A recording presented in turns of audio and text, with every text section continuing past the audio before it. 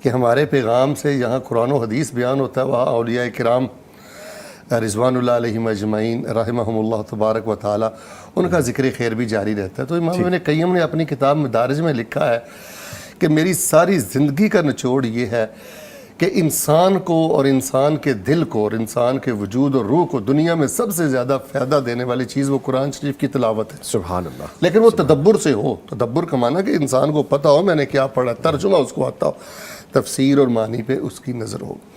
تو قرآن شریف کی تلاوت کا دنیاوی فائدہ سب سے پہلا وہی بات ہے جی کہ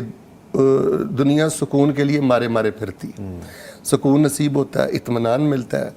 شخصیت میں ٹھہراؤ آتا ہے، اور سب سے بڑی بات یہ ہے کہ یہ جو ہے نا شیطانی اثر، شیطانی قصر،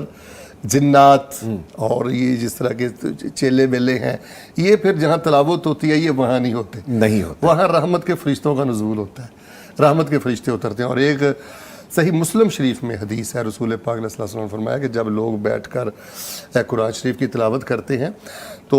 اللہ علیہم السکینہ، اللہ ان پہ سکینت نازل کرتا ہے، وغشیتہم الرحمہ، رحمت ان کو ڈھانپ لیتی ہے، چھا جاتی ہے ان پر، حفتہم الملائکہ، اور فرشتے ان کو اپنے گھیرے میں لے لیتے ہیں۔ تو تلاوت کلام پاک کی برکت سے یہ روحانی ماحول انسان کو نصیب ہوتا ہے جی، ملکوتی ماحول نصیب ہوتا ہے۔ مجھے آپ بتائیں ہمارے معاشرے میں اور ہمارے اکثر گھروں میں سوائے ناچ گانے جگت بازی آوارگی کے اور رہ کیا گیا ہے؟ تو تلاوت کلام پاک کی برکت سے اور پھر بالفہم ترجمہ انسان ان تمام خرابیوں سے محفوظ رہتا ہے۔